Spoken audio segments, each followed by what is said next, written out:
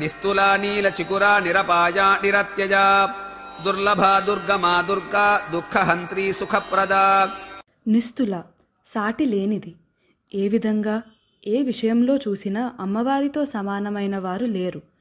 ప్రతి వారికి అవసరాలు అవకాశాలు వేరుగా ఉంటాయి. అందువలన ఎదుటివారితో పోల్చుకోవడం అనే లక్షణాన్ని విడిచిపెట్టాలి. అమ్మవారి అనుగ్రహాన్ని పొందడానికి మన అర్హతను పెంచుకోవడమే మన సాధనగా తెలుసుకోవాలి. ఈ నిస్తుల నామం నుండి సమానాధిక వర్జిత అనే నామం వరకు గల 15 నామాలు పంచదశాక్షరి మహావిద్యోపాసనకు సంబంధించినవి. నీల చికుర చిక్కని చక్కని నల్లని ముంగురులు గలది. ముంగురులు అంటే ఉంగరాలు తిరిగిన నల్లని వత్తైన జుట్టు. చికురము అంటే ముంగురులు అని అర్థము. అమ్మవారి ముంగురులు సహజ స్వభావ సిద్ధంగానే తుమ్మెద రెక్కల నల్లదనం, వంకరదనం, నునుపుదనం, చిక్కదనం, చక్కదనం కలిగి ఉన్నాయి. నిరపాయ అపాయములు లేనిది. మనకు కలిగిన అపాయాలు ప్రమాదాలే తెలుస్తాయి కానీ తొలగిన అపాయాలు ప్రమాదాలు తెలియవు. అమ్మవారు వెనుక ఉండి తన సంతతిని రక్షించుకుంటూనే ఉంటుంది. అపాయం అంటే ఎడబాటు అని అర్థం కూడా ఉంది. అమ్మవారికి అయ్యవారితో ఎప్పుడూ ఎడబాటు ఉండదు. అయ్యవారు విషం తిన్నా కూడా అమ్మవారి మాంగళ్య బలం ఏ అపాయము రాకుండా చేసింది. నిరత్యయ అతిక్రమింప వీలు లేనిది. అమ్మవారు సర్వాంతర్యామిని కాబట్టి వాయువు, సూర్యుడు, అగ్ని మొదలైన వారందరూ కూడా వారికి కేటాయించిన విధులను అమ్మవారి అనుజ్ఞతో నిర్వహిస్తూ ఉంటారు. అమ్మవారు మహారాజ్ఞి కాబట్టి ఆమె ఆజ్ఞను అతిక్రమింప వీలు లేదు అని తైత్తిరీయోపనిషత్తులో పేర్కొనబడినది. అత్యయము అనే పదానికి వినాశము లేదా అంతము అనే అర్థం కూడా ఉంది. అమ్మవారు అంతా వ్యాపించి అంతము లేని లక్షణము కలది.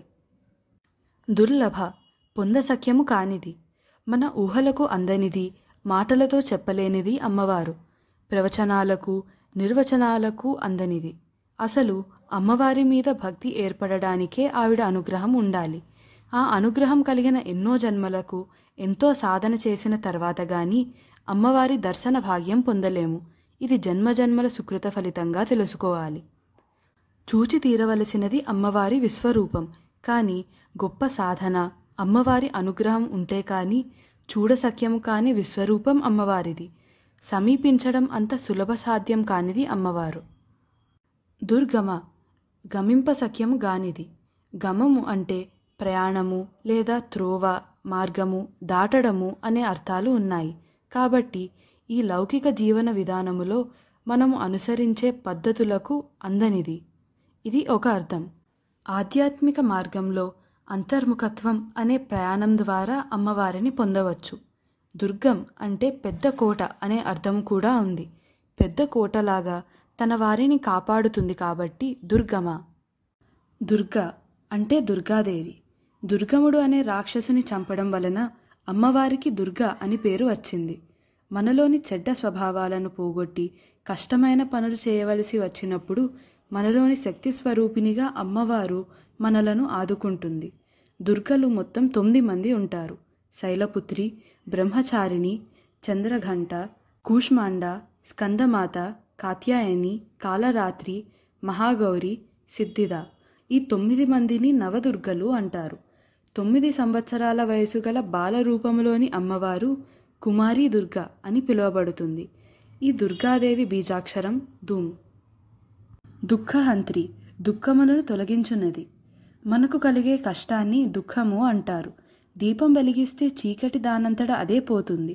అలాగే అమ్మవారి సాన్నిధ్యంలో అజ్ఞానము, దుఃఖములు రెండూ దూరమవుతాయి.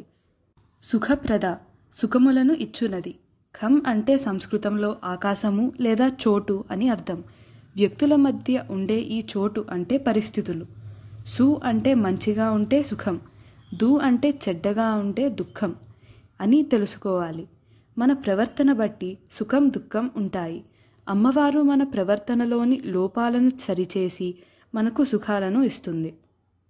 నిస్తులా నీల చికురా నిరపాయా నిరత్యజా దుర్లభా దుర్గమా దుర్గా దుఃఖహంత్రీ సుఖప్రదా.